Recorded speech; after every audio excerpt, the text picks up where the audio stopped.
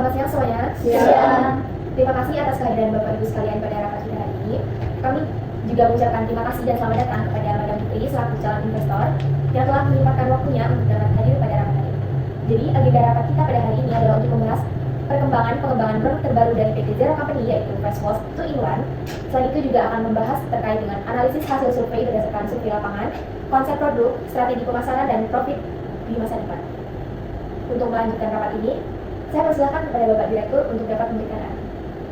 Baik, terima kasih kepada seluruh tim yang telah hadir pada rapat kita pada hari ini. Pada kesempatan kali ini, kita akan membahas tentang analisis SWOT dari sebuah produk skincare yaitu Zero Face Wash.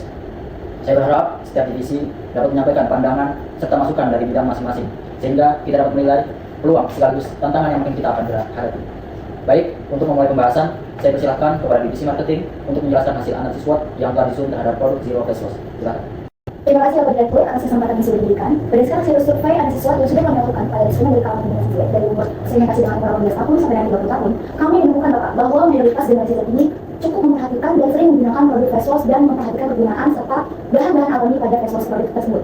Dan dari hasil analis kami, dari sisi sharing, produk Zero memiliki beberapa keunggulan seperti fungsi 2-in-1, sebagai face wash sekaligus makeup remover, formula yang gentle, serta kemasan praktis dan dapat dibawa saat beraktivitas menghapus.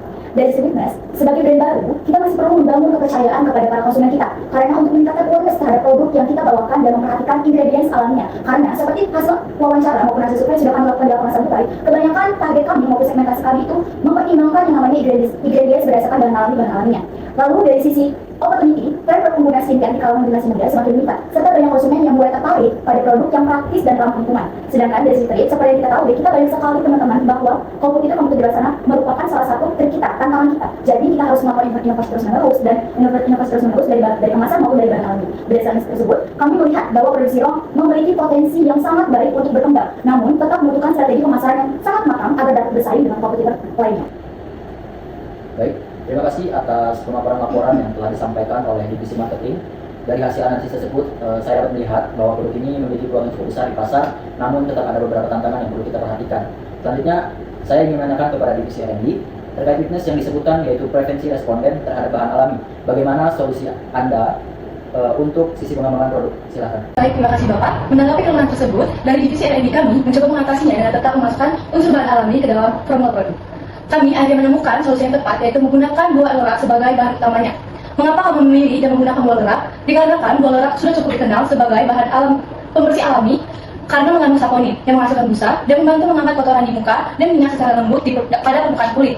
Maka dari itu, setelah percobaan pertama, pada face wash kita menggunakan 0% ekstra buah lerak, akan tetapi pH untuk digunakan dalam face wash terlalu tinggi, jadi membuat kulit terasa tertarik dan tidak lembab. Maka dari itu, kami mengubahnya menjadi 2-3% ekstra buah lerak untuk mendapatkan pH sekitar 4. Untuk hasilnya, kulit tidak terasa tertarik, tidak kering, dan tetap bisa membersihkan kulit dari make up, residu sunscreen, serta membersihkan minyak berlebihan pada kulit kita secara optimal.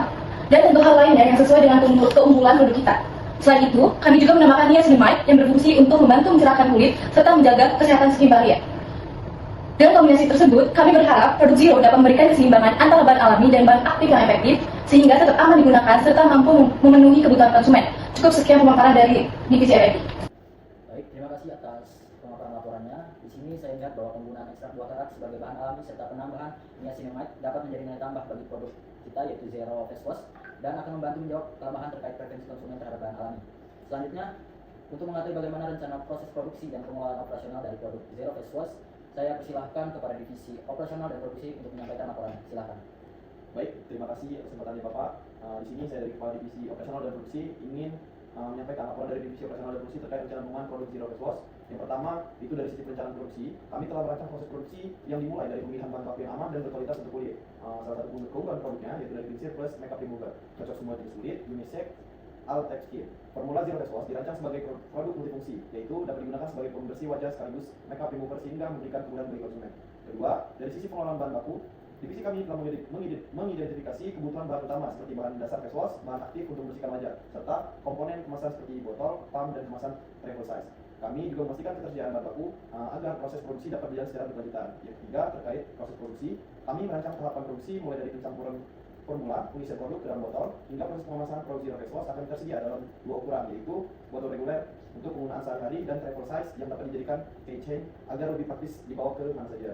Yang keempat, dari sisi quality control, divisi kami akan melakukan pengecekan kualitas produk pada setiap tahap produksi. Hal ini dilakukan untuk memastikan bahwa produk yang dihasilkan aman digunakan, memiliki kualitas ekosistem, dan sesuai dengan standar yang telah ditetapkan. Yang terakhir, yang kelima, dalam hal efisiensi operasional, kami berupaya mengatur proses produksi agar berjalan secara efektif, efisien, sehingga biaya produksi dapat dikendalikan tanpa mengurangi kualitas produk.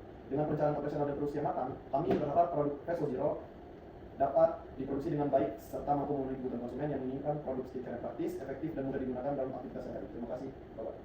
Baik, terima kasih atas pemaparan laporan dari divisi operasional dan juga produksi. Di sini saya melihat bahwa perencanaan produksi zero face wash sudah disusun dengan cukup matang, mulai dari pemilihan bahan baku, proses produksi, hingga pengendalian kualitas. Selanjutnya, untuk mengetahui perencanaan anggaran serta pengelolaan keuangan dalam pengembangan produk kita yaitu zero face wash, saya persilahkan kepada divisi keuangan untuk menyampaikan laporannya. Silakan. Terima kasih Bapak atas kesempatannya. Saya dari divisi keuangan izin memaparkan hasil perencanaan anggaran perusahaan Zero yang sebelumnya telah melakukan riset lapangan dan analisis SWOT yang telah dilakukan oleh divisi marketing. Bisa dilihat Bapak Ibu, ini adalah anggaran perusahaan Zero. Berdasarkan hasil riset, kami menyusun anggaran awal perusahaan dengan total kebutuhan dana yaitu 10 juta rupiah. Anggaran ini dialokasikan ke beberapa komponen utama, yaitu yang pertama ada anggaran produksi bahan baku. Bisa kita lihat di situ Bapak Ibu, anggaran bahan baku ini diperlukan dana sebesar 1.065.000. Biaya ini mencakup seluruh bahan baku untuk pembuatan face wash pada perusahaan kami. Yang kedua ada biaya investasi awal yaitu alat dan kemasan. Untuk alat kita membutuhkan biaya 3.035.000 dan untuk kemasan kita membutuhkan biaya 800.000. Selanjutnya ada untuk biaya anggaran legalitas, promosi, dan branding. Dengan legalitas ini membutuhkan biaya 2.300.000 yang diperuntukkan agar produk kita ini legal dijualkan atau dipasarkan. Dan untuk biaya promosi ini membutuhkan biaya 1.200.000 rupiah. Juga untuk branding kita membutuhkan 1.600.000 rupiah. Dengan total anggaran sebesar 10 juta rupiah, divisi keuangan menilai bahwa perencanaan ini sudah cukup efisien untuk memulai produksi awal sekaligus membangun branding dan pemasaran produk di tahap awal. Demikian pemaparan dari divisi keuangan. Apakah ada pertanyaan Bapak? Baik, terima kasih atas pemaparannya. Di sini saya ingin menanyakan lebih lanjut kepada divisi keuangan tentang total biaya produksi dan juga anggaran yang telah dihitung. Jadi nanti saya ingin nanya harga jual di pasar nantinya. Terima kasih atas pertanyaannya Bapak. Berdasarkan perhitungan biaya bahan baku dan kemasan, HPP untuk facial wash ukuran 100 ml yaitu 17.700 per botol. Dan untuk ukuran 50 ml plus kitchen yaitu 20.200 per botol. Harga jual yang ditetapkan untuk kemasan 100 ml yaitu 51.000 dan untuk kemasan 50 ml plus kitchen yaitu 40.000. Dari harga tersebut, produk 100 ml ini menghasilkan keuntungan sebesar 33.300 per botol dengan margin 65%. Sedangkan untuk produk 50 ml plus kitchen menghasilkan keuntungan sebesar 19.800 per botol dengan margin sekitar 49%. Pada produksi awal direncanakan sebanyak 100 pieces untuk facial wash terdiri dari 60 botol ukuran 100 ml dan 40 botol ukuran 50 ml plus kitchen. Dengan total modal awal usaha sebesar sebesar 10 juta, usaha ini diperkirakan mencapai titik balik atau BEP setelah penjualan sekitar 360 botol produk. Dengan demikian, usaha facial wash ini memiliki potensi keuntungan yang cukup baik dan layak untuk dijalankan. Demikian pemaparan dari divisi keuangan. Terima kasih. Baik, terima kasih kepada divisi keuangan sudah sangat jelas. Selanjutnya, saya ingin meminta penjelasan dari divisi marketing terkait strategi pemasaran produk Zero Face Wash, khususnya berdasarkan konsep 4P yaitu Product, Price, Place, and Promotion. Silahkan divisi marketing menyampaikan strateginya. Terima kasih Bapak Direktur atas pertanyaan mengenai strategi 4P yang akan saya jalankan dan akan saya konsistenkan untuk kedepannya.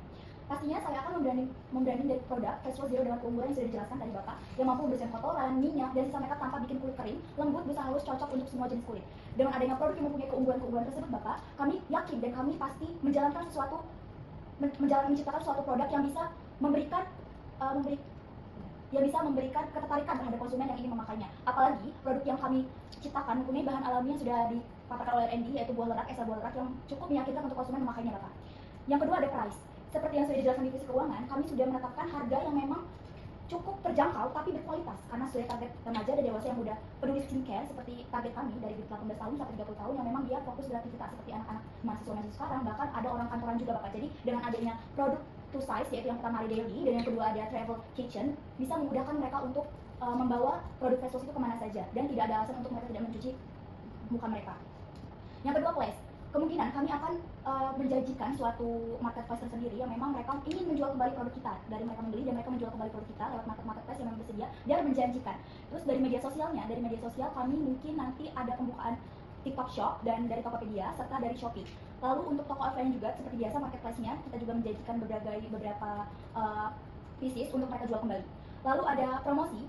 Nanti kami akan kerjasama dengan divisi PRMC mengenai konten edukasi skincare dan testimoni penggunaan, dan pastinya kami akan menyediakan influencer terpercaya dan paling anak muda sukai Bapak untuk memastikan dan untuk mencobai produk kita. Jadi mereka langsung ada testimoninya. Seperti yang kalian ketahui Bapak Ibu, di Shopee maupun di Tokopedia pasti ada yang namanya ulasan. Disitulah ulasan yang bisa mereka lihat, konsumen lihat bahwa before dan after setelah menggunakan produk face wash kita. Dan pastinya ketika promosi, kami menggunakan diskon dan bundling. Jadi ketika opening dari produk kita, kemungkinan nanti kita bakal sepakat menggunakan diskon 10% untuk opening launching produk kita. Begitu saja Bapak dari strategi 4P marketing, silakan dilanjut.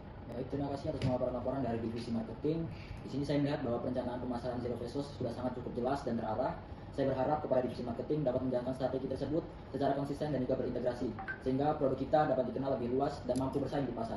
Selanjutnya, saya ingin menanyakan kepada divisi PRMC bagaimana cara kita membangun citra positif perusahaan, terutama sebagai brand baru di industri skincare. Silakan. Baik, terima kasih Bapak. Saya izin mempresentasikan. Baik, fokus utama dari divisi PRMC adalah membangun citra brand Zero sebagai produk skincare yang praktis dan juga modern.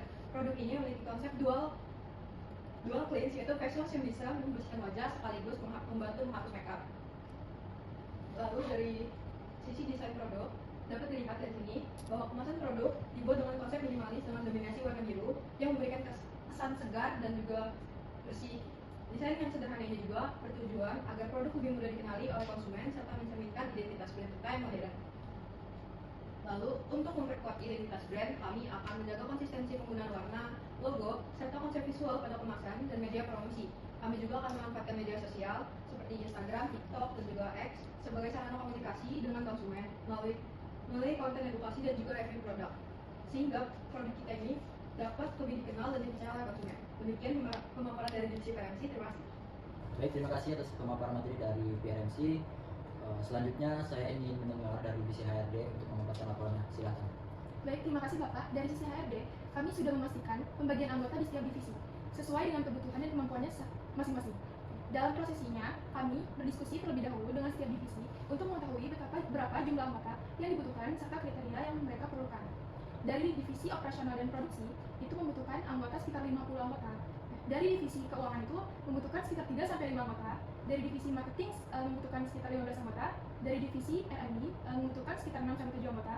Dan dari divisi PRMC membutuhkan sekitar 5-6 anggota.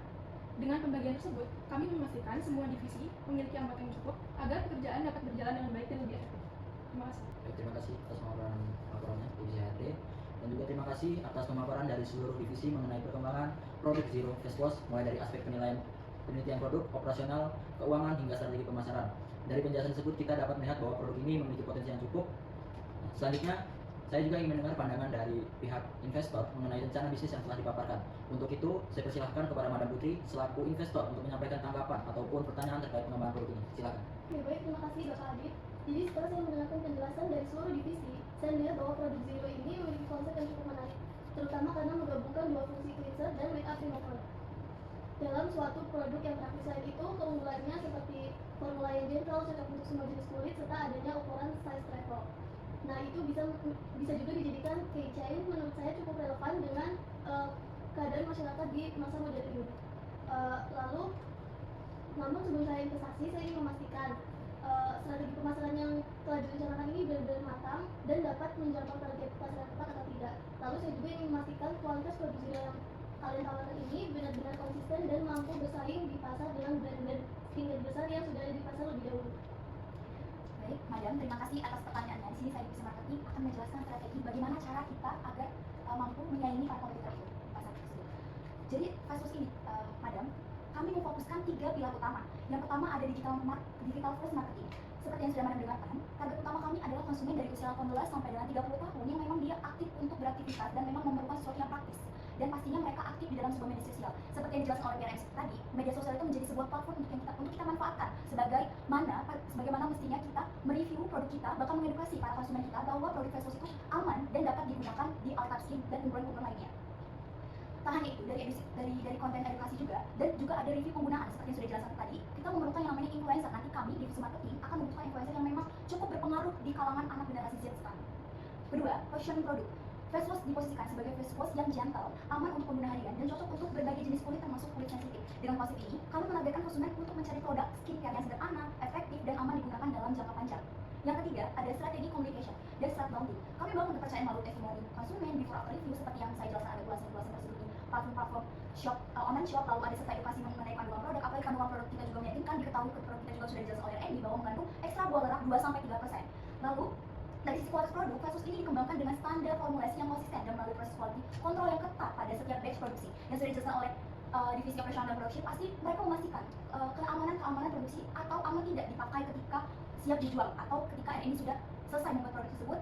Pastinya operasional bidang operasional dan produksi memastikan bahwa face wash kami aman atau tidaknya untuk digunakan. Itu pasti bakal ketat, pemeriksaannya ketat. Dengan kombinasi strategi pemasaran digital yang terarah, positioning produk yang jelas, serta komitmen terhadap kualitas, kami yakin, Madam, bahwa face wash Zero kami memiliki potensi untuk berkembang dan memperoleh pangsa pasar yang signifikan di industri skincare. Selanjutnya akan dijelaskan oleh divisi keuangan mengenai investasi. Izin Madam, berdasarkan perencanaan bisnis yang telah kami susun, total kebutuhan modal awal usaha ini adalah sebesar 10 juta rupiah.